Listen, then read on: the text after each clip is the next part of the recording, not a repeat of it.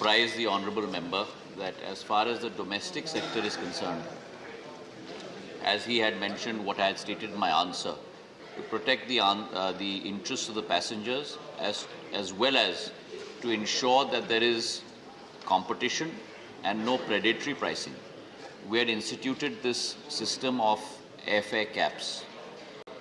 As far as the international sector is concerned, that is not something that is in our power to do. However, I am very confident that with the opening up of the international sector, as we have announced on the 27th of March, when the summer schedule comes in of all airlines, there will be enough of a supply of seats, both coming into India and going out of India. And therefore, I think the pricing issue is something that the market will certainly take into account by itself. Second supplementary.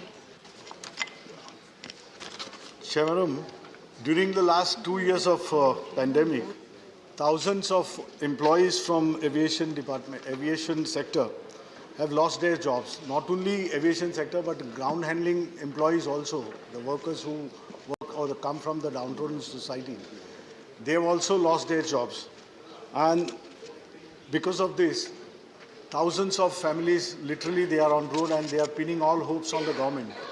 May I know from the Honourable Minister, is there any move? First of all, they should be, all those jobs who have been lost, they should be restored. And they are pinning hopes on the government. What exactly steps are being taken by the government to see that airlines, did they have talks with the airlines and made any attempt, or are they contemplating to have this kind of measure which would restore the jobs of the employees who have lost their jobs? Thank you. Reply, please. Madam, the member has rightly pointed out that the civil aviation sector should not be concentrated only necessarily on airlines and airports, but on the whole ecosystem. And the ecosystem, as the member has rightfully pointed out, includes ground handling, includes cargo, includes FTOs, flying training organizations, includes MROs. And as we have been seeing that this is a sector which has been affected very, very deeply on an economic front globally. It is a sector which has been affected the most in terms of its economic output and in terms of its profitability. Having said that, it is also a sector which has bounced back with equal amount of growth as soon as COVID-1 wave and then COVID-2 wave and now COVID-3 wave have petered out. In the case of COVID-2, we had brought back this sector to 100% capacity on the 18th of October, and I am pleased to report to the House that pre-COVID, our maximum number of passengers in India per day were close to about 4 lakhs, and we reached a level of 3.83 lakh per day in the month of December. So we were very well on our way back to recovery, roughly about 5 or 6% off from pre-COVID levels. But then Omicron came along and we had wave 3. And again, I am pleased to report to the House today that as of yesterday's numbers, after going down to almost about 1,60,000 passengers a day in wave 3, from the pre-COVID level of 4 lakhs and post-COVID 2 level of 3.83 lakhs, we have yesterday reached the number of roughly about 3.8 lakh passengers per day. So we are looking at a resuscitance in this sector, and with that resuscitance, we are extremely hopeful that we will also see a rebound in terms of employment opportunities. Dr. Shantanu Sen. Kind attention of all. Louder. Mike. I would like to draw the kind attention of our learned minister to a ground reality that so far maintenance of COVID protocol at different airports is concerned. Passengers are being asked to show their COVID vaccination certificate at some airports. At some airports, they are being asked to show their COVID report of last 24 or 72 hours. And at some airports, they are being asked nothing. So there is a confusion amongst the general passengers. My request and my question before our learned minister is, Why don't we bring an uniformity at all the airports of our country? Thank you very much. Madam, through you, I'd like to apprise our learned member. It's a very important point that he has raised. As you're aware that these are decisions that are taken by two centers. One is the Health Ministry at the center, and secondly, the states. This is also a subject which is on the concurrent list, and therefore a diktat cannot be issued by us. An advisory can be issued, and then each state has its own power to decide what the rules need to be. As far as we are concerned, the Health Ministry at the center issued the advisory again on the 10th of February 2022, saying that either the passenger has two choices. Either you upload a COVID negative report from the past 72 hours onto the Air Suvidha portal, or you upload your double vaccination certificate onto the Air Suvidha portal, and that should suffice. Subject, of course, again, as I emphasize, to the state government protocols, because each state government must have that liberty to ensure what the rules should be for that particular state. Shri G.K. Vasan. That the Government of India has minimized or restricted flights due to the benefit of the passengers because of COVID-19. Good that it has given good results today. But now, sir, I would like to draw the attention of the respected Honorable Minister that it is time to reschedule flights again. For example, Question, my state, please. Tamil Nadu, Vasanji, coming to the question. point, ma'am. You For have to be example, brief. my state, Tamil Nadu, there are around 5 airports. Vasanji, Trichy you is a will very have to be important brief airport. and only There is the only one question. flight. Vasanji, only the question. There is please. only one flight in the morning and in the evening. Likewise, Madurai, Coimbatore, Thoothukudi, I request the Honorable Minister, rescheduling has to be done for the interest of the passengers after COVID-19, so that the economic position of the country definitely will improve because of the flight service. I This is request the need of all our- the members to be very, very precise so as to be able to accommodate maximum questions. Madam, through you, I'd like to apprise the honourable member that certainly there is a great demand for greater connectivity across all major cities in India. I also do see in the near future civil aviation becoming the backbone of transportation across the country. And therefore, we also are looking at a high level of growth in this sector. The CAGR, the compounded annual growth rate of this sector pre-COVID, because obviously during COVID it went through the most difficult time in its history, is close to about 10.6% per year. However, as I mentioned, Madam, both the domestic sector, we have brought it back to 100% capacity on the 18th of October. Even through the third wave of COVID, we did not restrict capacity. So all airlines were free to operate at 100% capacity. And similarly, on the international sector, by the order issued last week, we have said that by the summer schedule, which starts on the 27th of March, international sector can also operate at 100% capacity. Now, it is for the free market to choose in terms of the routes, and it is our effort to make sure that we take greater connectivity, as you mentioned, Honourable Member, to Tier 2 and Tier 3 cities, which is what we are endeavouring to do. Shri Praful Patel.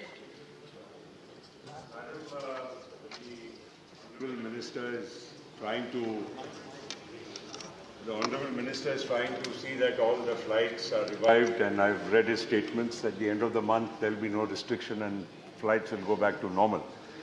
I have only one important observation to make and maybe seek a response, is that the fuel prices, they have touched around $130.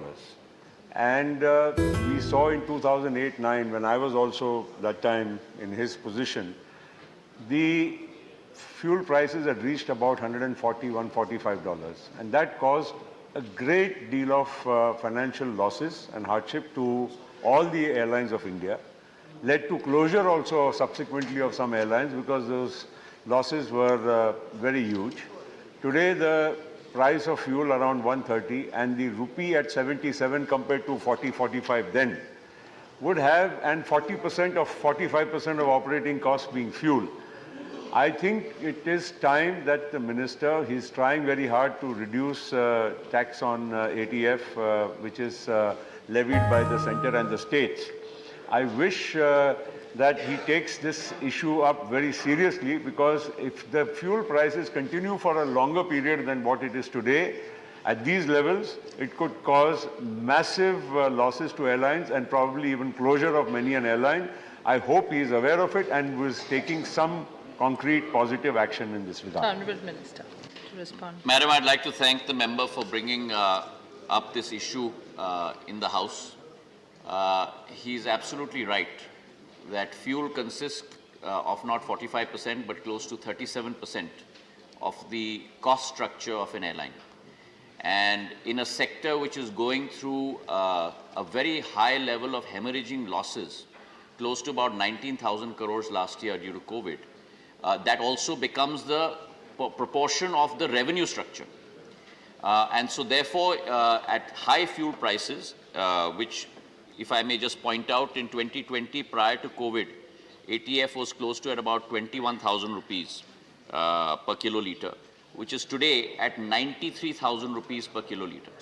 So fuel price itself has gone up close to 4.5 times.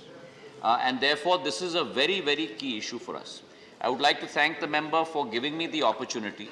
But as soon as I took over in the month of July, and I'd also like to point out that the states charge VAT on ATF ranging from close to about 10% to 30% on this levels of fuel. And therefore, I took it upon myself to pursue with the states, to plead with the states, our case. The fact that we bring greater connectivity through airlines, the fact that we bring greater economic growth, and therefore, if you look at the Laffer curve example in economics, if you lower tax rates, you will actually increase buoyancy of revenues. And I'm very glad to report to this House that prior to my taking over, we had 11 states that charged VAT rates on ATF between 1 to 5%, and we had 25 states that charged VAT rates between 15 to 30%. That position today, and through you, Madam, I'd like to thank the Chief Ministers of all those states. We have reversed that equation. 12 states have reduced their level of VAT from 25 to 30% down to 1 to 4%. Passed cabinet meetings, issued gazette notifications, and today that equation has reversed. There are 23 states that charge VAT only between 1 to 4%, and only 11 states that charge. Madam, this needs a little bit of your time. I would like to take that liberty from you, because it's a very important point. Sure. And only 11 states that charge between 15 to 30%. This also calls about the confederacy of states, and I'd like to thank all the chief ministers of those states, large states like Madhya Pradesh and Gujarat and Uttar Pradesh, hill states like Himachal, Uttarakhand, Haryana, our island states like Andaman and Nicobar. Many, many states have done that, and I'd like to thank those administration of those states through you. Thank you, Madam. Question 122. Mr. John Brittas. 22. Madam, if I may just add one more thing. I'm pursuing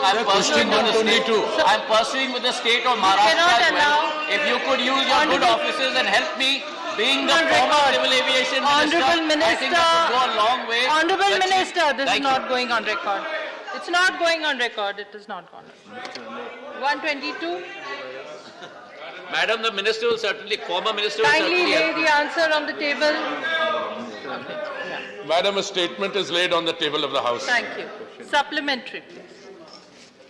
Madam, today the chair has been very liberal to everybody, and I do expect Madam also to be a little liberal to me, because this is my second maiden question. Question, please. Sir, please. Let me congratulate Hardeep Puri Sahab for his contribution to the election victory of the BJP, because he made it a point that the petroleum prices didn't go up during the election time. Honourable member, question. Sir, yes, please. sir. Yes, madam. Sir, please direct your question. Madam, see, from the answer, it has been revealed that there is a double engine looting that is happening. On the one hand, Kindly ask the question. This Madam, is not a speech that you are let me allowed formulate, to madam. Let me formulate, madam. Only the question. Only the question, please. Okay. In 2021, the government collected 3,72,970 crore in the form of cess and excise duty.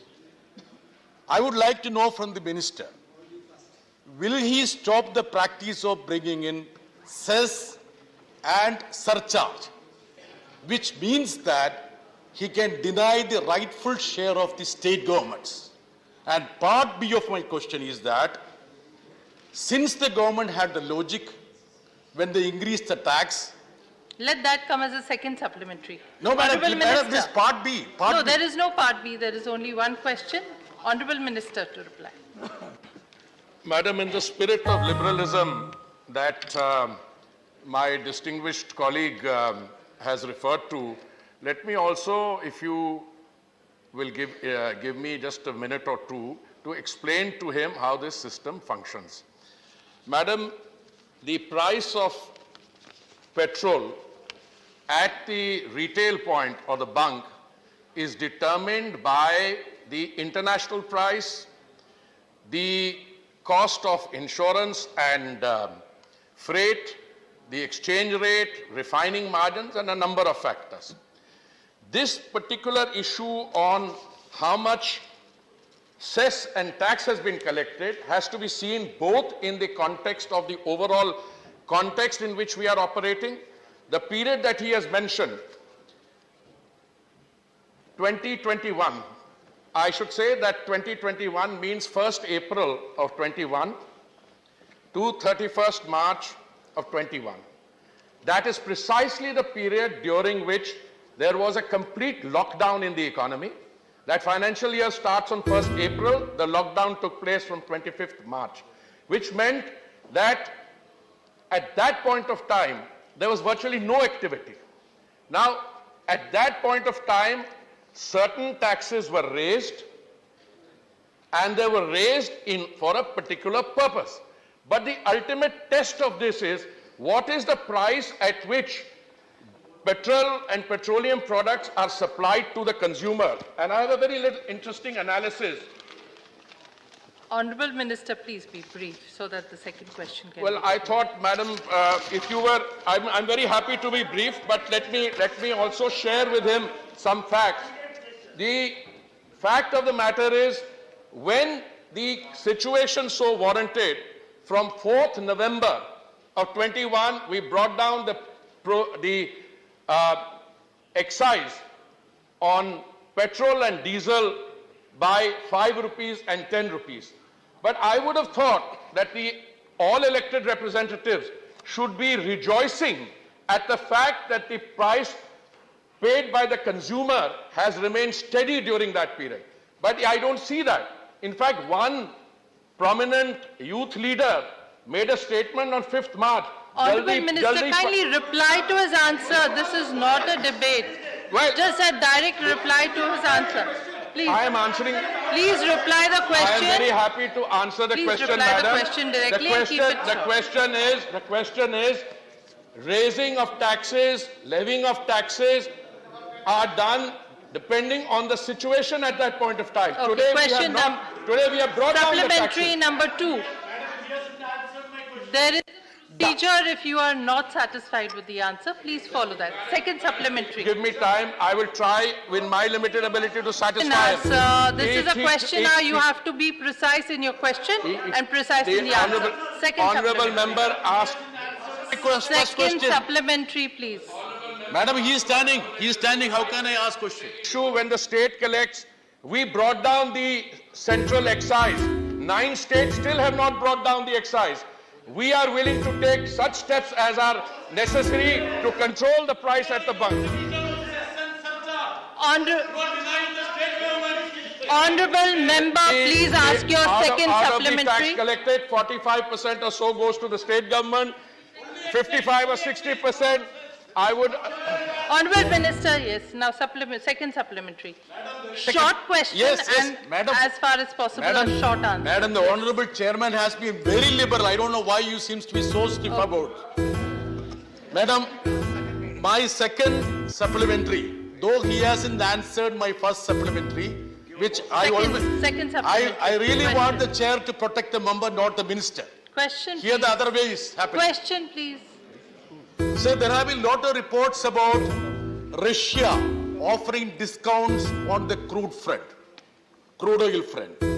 I would like to know whether there is any discussion that is happening between Government of India and Russia as to buy crude oil from Russia at a discounted rate. If so, what could be the facilities which you would be getting, and what could be the modus of payment? Will it be ruble, and what could be the reference point? Which currency would be the reference point? Honorable Minister. Madam, let me again reiterate that in a situation in which from the last 2 years characterized by the pandemic and in the last few weeks of a war or a military action taking place between Russia and the Ukraine, the government